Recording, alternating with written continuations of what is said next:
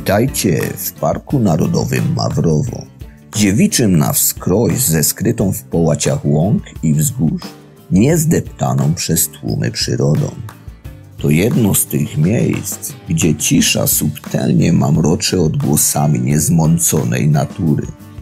Zaś tutejsze drogi w połączeniu z otaczającymi je krajobrazami przywołują skojarzenia z ciągnącymi się w nieskończoność trasami amerykańskiego stanu Nevada.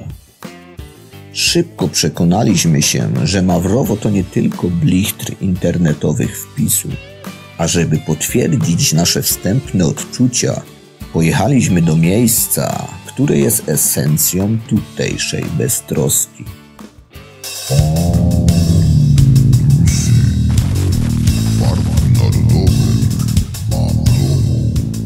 Galicznik to miejscowość rzekomo najpiękniejsza w całej Macedonii.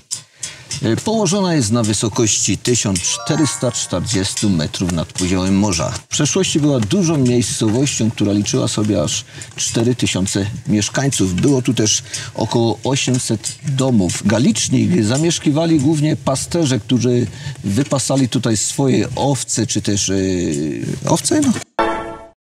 Nie byki himalajskie. Z owczego mleka wyrabiano tutaj znany na całym świecie ser, tak znany, że podawano go nawet na słynnym Titanicu. A miał swój specyficzny smak z racji tego, że tutejsze łąki porastają wielkie połacie tymianku i oregano. Dlatego ten ser miał taki specyficzny smak, ponieważ te owce, pożerając ten tymianek i to oregano, wprawiały ten smak sera w taki nieprzyzwoicie dobry smak. Co można powiedzieć jeszcze o wiosce Galicznik obecnie? Według różnych źródeł zamieszkują tu tylko dwie osoby, czyli baba i Dede. Reszta ludzi, którzy tutaj zamieszkują, to głównie mają swoje dacze jakieś letnie, przyjeżdżają tutaj tylko na wakacje, a tacy stali mieszkańcy to tylko Dede i baba. A może coś jeszcze powiesz, Beato, o weselu, słynnym weselu galicyjskim? Raz do roku, 12 lipca, odbywa się tutaj taki festiwal z inicjatywy Ministerstwa Kultury Macedonii, a mianowicie wesele. Dlatego, że w dawnych czasach tylko 12 lipca młode pary mogły brać tutaj ślub. Ewentualnie jeszcze 28 sierpnia, ale to już rzadziej. Czasem takich par było nawet kilkadziesiąt, które brały w jednym dniu ślub. W dzisiejszych czasach para jest wybierana w wyniku konkursu i wtedy przychodzimy na prawdziwe wesele. Jest tu około 5000 ludzi w tym czasie. Wesele rozpoczyna się już w piątek i trwa aż do niedzieli, no i później jeszcze dłużej. Nie ma w ogóle wolnych miejsc, żeby cokolwiek wynająć. Nie ma gdzie zaparkować. Nie ma nawet gdzie zaparkować, tak. Jest taka surowa weryfikacja. Jedno z tych małżonków, z tych nowożeńców musi pochodzić z tej miejscowości, to znaczy ich przodkowie muszą pochodzić z miejscowości Galicznik. W dawnych czasach wesela tutaj były naprawdę na wypasie. Panna młoda potrafiła mieć na sobie nawet kilka kilogramów złota. Wszystko odbywało się w strojach ludowych i do dzisiaj tak jest. Chcielibyśmy tu kiedyś przyjechać na takie wesele. To jest 12 lipca, także no nie załapaliśmy się, bo jesteśmy trochę później, no ale może kiedyś uda się przyjechać, bo z tego, co dało się zauważyć na filmikach, to jest naprawdę kozacka impreza i na wypasie. A co do miejscowości, jeszcze jak tu dojechać, to można spokojnie dojechać drogą asfaltową z serpentynami, ale później już jest bardzo fajne i nawet takie proste odcinki długie przez prerie, takie łąki i wzgórza. No piękne krajobrazy są po drodze do Galicznika. Dobrze, więc idziemy się rozejrzeć po miejscowości Galicznik. Ale zanim zaczniemy zwiedzanie Galicznika, pójdziemy coś zjeść, żeby nie chodzić po tym fajnym miejscu głodnym, nie? Something for eat? Yeah, we can. Yes? Okay. Tell us if you want outside or inside. Outside. Outside. Uh-huh. Te dwie osoby są ikoną właśnie tej miejscowości. Wszyscy o nich słyszeli, wszyscy o nich wiedzą i każdy jak tu przyjedzie, to chce zobaczyć babę i Dedę. No i przyszły omleciki, Beata z bekonikiem, a ja z białym serem. W takich okolicznościach przyrody piwko i jedzenie wchodzi jak marzenie po prostu. Ale podejrzewam, cokolwiek by nam nie dali, tu to by nam smakowało, bo z takim widokiem musi smakować. A tu mamy taką ciekawostkę, to jest dom rodziny Filipowski, jakże swojsko brzmiące nazwisko. Ci Filipowscy byli aktywistami, mieszkali właśnie w tym domu, a walczyli o niepodległość Macedonii Północnej. Tutaj przy ulicy jest taka fajna, gustowna cerkiew mała, która jest zamknięta. Te drzwi w ogóle klamki nie mają. Nie ma żadnej wzmianki, nie da się nic tam wyczytać o tym miejscu, a może to wybudowali na świeżo i sobie stoi, jeszcze drzwi nie zrobili do tego. A tu jest już taka konkretna cerkiew, dużo większa od tamtej mniejszej i to jest pewnie główną właśnie cerkiew miejscowości Galicznik. Brawo.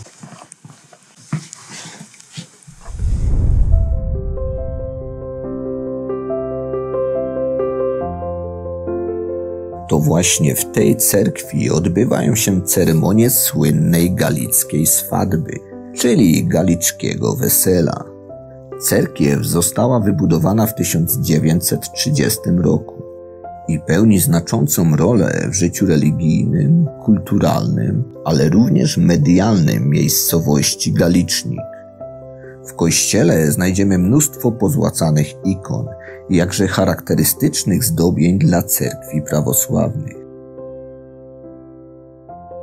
Mieliśmy szczęście, ponieważ po kościele oprowadzał nas bardzo miły miejscowy staruszek, który prawdopodobnie opiekuje się tym miejscem.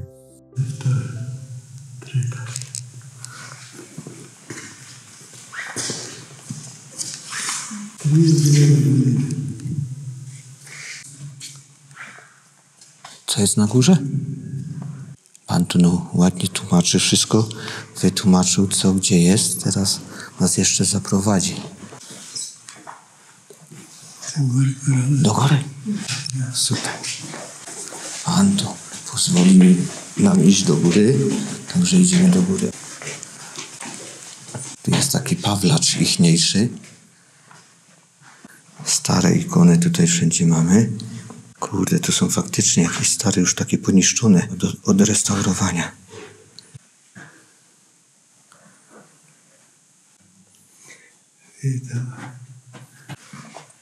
Mamy swojego prywatnego przewodnika tutaj po tej cerkwi. Familia? Familia. Ród. Ród, no.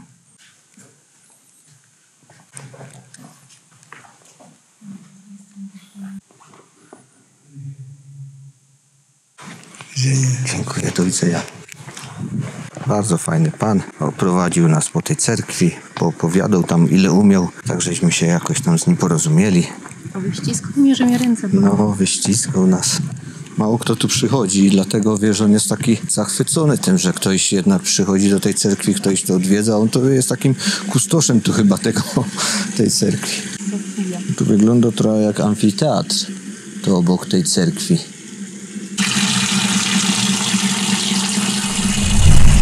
Wydaje nam się, że to nie tyle jest najpiękniejsza wioska, czy też miejscowość w Macedonii, ale że bardziej jest najpiękniej położoną miejscowością w Macedonii, bo ona jest usadowiona na takim wzgórzu, także pięknie to bardzo wygląda. No i co zauważyliśmy też, że jest dużo opuszczonych domów, nie?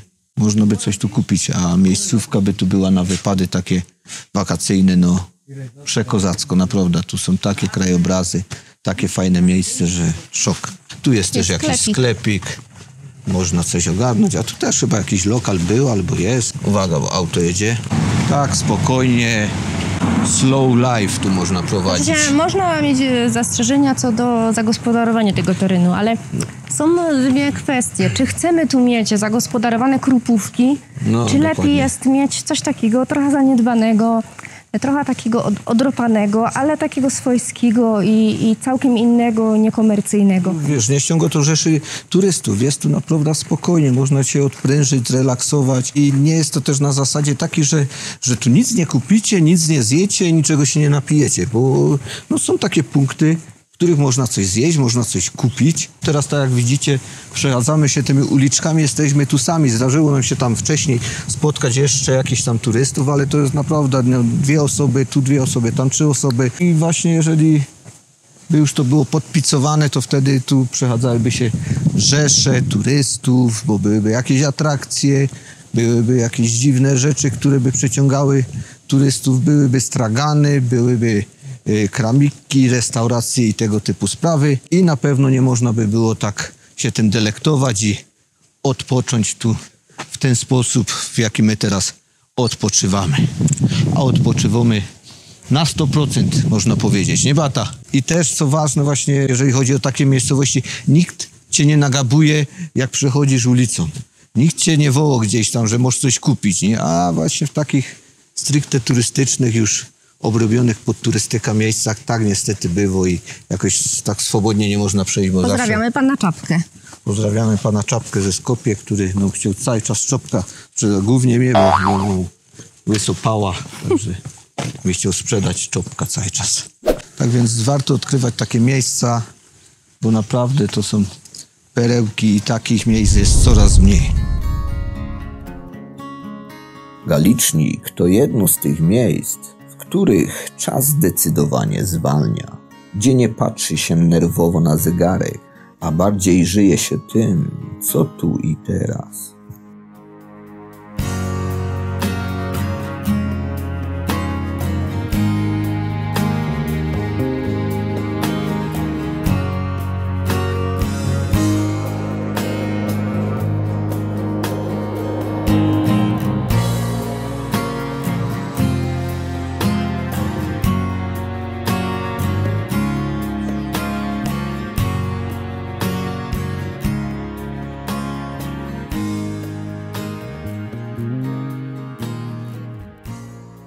No ta goda, że by taki domek styknął tu. Nie wiem, czy ktoś z tym robił już coś, bo jest blacha położona w miarę tak świeżo na tym. Fajnie by mieli z drogi, zaraz wejście do chałupy tu elegancko. Numer już przypisany jest, 35.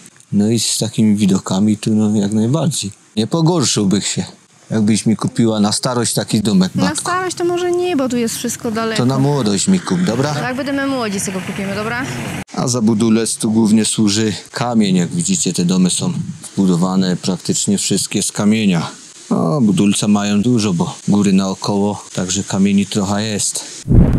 I co jest jeszcze ważne, jeżeli chodzi o zwiedzanie takich miejsc właśnie w środku lata, na przełomie, tak jak my teraz, lipca i sierpnia, żeby były odpowiednie temperatury, bo jak jest za gorąco, to się jakby cały ten fan z tego zwiedzania gdzieś gubi, bo człowiek tylko patrzy, żeby się gdzieś schronić do cienia, a tu są bardzo przyjemne temperatury. W porównaniu na przykład ze Skopie, bo byliśmy tam jeszcze wczoraj, to no jest różnica kilkunastu nawet stopni, bo tu jest około, nie wiem, 24, może coś takiego, nie?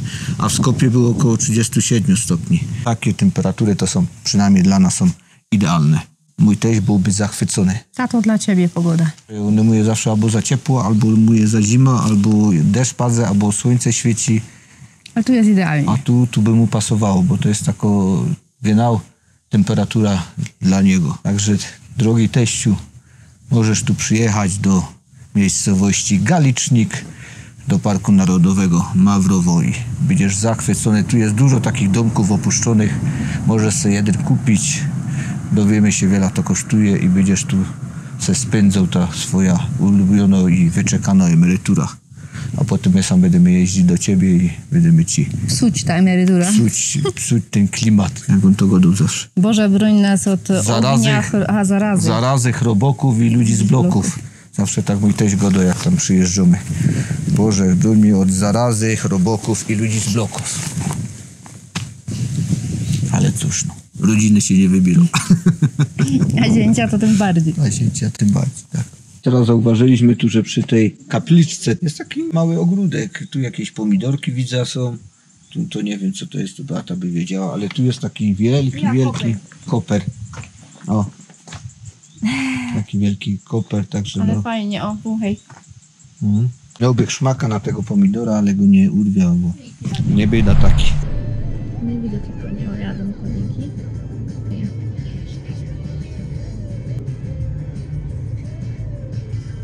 A tu taki mały, nie?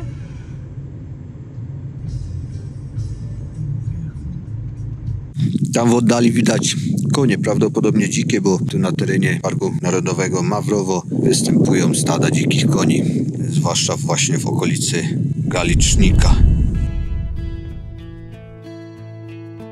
Na terenie Parku Narodowego Mawrowo znajduje się sporo tak zwanych ranch, które oferują zarówno indywidualne, jak i zorganizowane wycieczki po tutejszych bezkresach. Więc miłośnicy konnych wycieczek zapewne znajdą tu coś dla siebie. Zalecamy jednak sugerować się opiniami poszczególnych organizatorów, ponieważ nie wszyscy właściciele tych koni mają właściwe podejście do zwierząt. Ale oczywiście jest sporo takich, dla których konie to pasja i traktują je z należytym szacunkiem. Po drodze prócz koni dostrzegamy owce pożerające z wdziękiem oregano i tymianek, by nadać charakterystyczny smak dla słynnego na cały świat galickiego sera. Zatrzymaliśmy się teraz przy jeziorze Mawrowo, ponieważ idziemy zobaczyć takie pewne ciekawe miejsce. Tutaj jest taki mały parking. No, nie wiem, czy to jest w sumie parking, to jest jakiś wjazd tu jest, no i tyle. I teraz schodzimy do tego miejsca, a tym miejscem mianowicie jest kościół Świętego Mikołaja. A ciekawe to jest, bo jak powstawało to jezioro, to kościół był całkowicie zalany, w ogóle go nie było widać, a z czasem, gdy przyszły susze tutaj w tym rejonie, kościół zaczął się powoli odkrywać. Stopniowo coraz więcej kościoła było widać i teraz jak widzicie w ogóle już tu wody nie ma i widać go w całej okazałości, już jest wiadomo zrujnowany, ale chyba tam odbudowują już, nie wiem, może sądzą, że ten poziom wody się nie podniesie tutaj i tak już to zostanie. A to jest kościół z którego data roku? 1856. Był tu do 1956, w 1956 roku został zalany. A, czyli 100 lat. Fuj, ale tu padliną czuć. Nie? Mhm. Ohydnie, tam coś jest. Widzisz? Fuj. Jakiś pies. Cały rozłożony. Tak zostawiam psa i dobre ty. Czyli możecie sobie wyobrazić, jaki był poziom kiedyś wody. Tam jest droga, teraz widać nawet samochód, który jedzie drogą. No to on, kurde, musiał gdzieś być, wiesz, pod ta droga podchodzić, ten poziom wody. Podejrzewam. To tu wszystko, ta ścieżka, co żeśmy szli, to wszystko było zalane. Bo jeżeli kościół ma taką wieżę i on był cały zalany, no to musiało być wysoko. I o tyle się obniżył poziom wody, z powodu suszy. A to jest też woda pitna, która jest dostarczana do pobliskich tutaj miejscowości. Nie wiem, czy to jest otwarte. Nie jest otwarte, tylko nie radziłbym wam tu chodzić, jak będzie padało, bo tu nie ma dachu. O, dachu nie. No, jakieś pozostałości po ołtarzu. Tu jakiś filar pobulony, jakieś nawy. Jedna, druga, tu są obrazki, to już teraz dostarczyli, bo to wiadomo, że nie było zalane. No i to wszystko tu było pod wodą. Całkiem nieźle to wygląda, jak na to, że to było zalane całe. I przez długi czas było totalnie pod wodą. Tu nawet jakieś nagrobki, ale interesuje mnie jedno, wiesz, Beata? Jeżeli tu jest kościół, nie? Czy tu był gdzieś cmentarz w pobliżu i oni ten cmentarz też zalali? Podejrzewasz? Tak, a mało takich było wypadków? Ale dobrze, ale to jest woda pitna. No to widocznie musieli ekshumować najpierw, ale niekoniecznie tu był cmentarz. No nie, tak myślę właśnie, bo jak kościół, to może i cmentarz, no bo trochę by to było nie halo. W Starych Maniowach wysadzili kościół najpierw przed zalaniem, nie? No. A jakby go zostawili, to kto wie, może jeszcze kiedyś by go odbudowali, a tak już lipa. No dokładnie, nie wiem, czemu go właśnie wysadzili. To mówimy teraz o jeziorze Czorsztyńskim, nie? I to jest Stary Maniowy, właśnie tam zalali, gdzie jest zbiornik obecnie jeziora Czorsztyńskiego, to tam była wieś Maniowy, Stary Maniowy i tam był też taki kościół, jeszcze są filmiki w internecie, jak go wysadzają właśnie. W 1997 roku go wysadzili. No i później dopiero zalali. To są jakieś z boku ławeczki, widzę, można sobie posiedzieć, podziwiać widoki, bo widoki nie są kiepskie, jak w Macedonii to bywa, tylko zawsze są na propsie.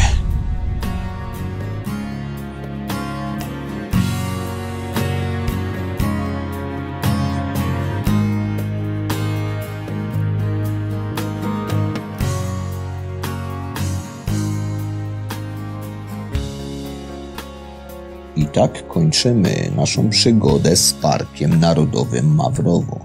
Polecamy zobaczyć też nasz poprzedni odcinek, gdzie z przygodami błąkaliśmy się po paśmie górskim Korab, wchodząc na jego najwyższy szczyt o tej samej nazwie. Link znajdziecie w opisie tego filmu i w playliście Macedonia Północna.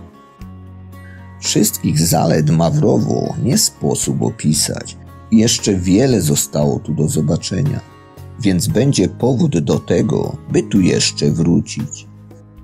My oczywiście nie kończymy przygody z Macedonią Północną. Zmierzamy na południe w kierunku Ochrydy, więc szykują się kolejne wandrusowe przygody, na które już teraz zapraszamy. Wam zaś dziękujemy za uwagę, zachęcamy do subskrypcji i życzymy wszystkiego dobrego. A my wybierzemy się jeszcze na wieczorny spacer wzdłuż jeziora. Do zobaczenia gdzieś w świecie i do zajścia.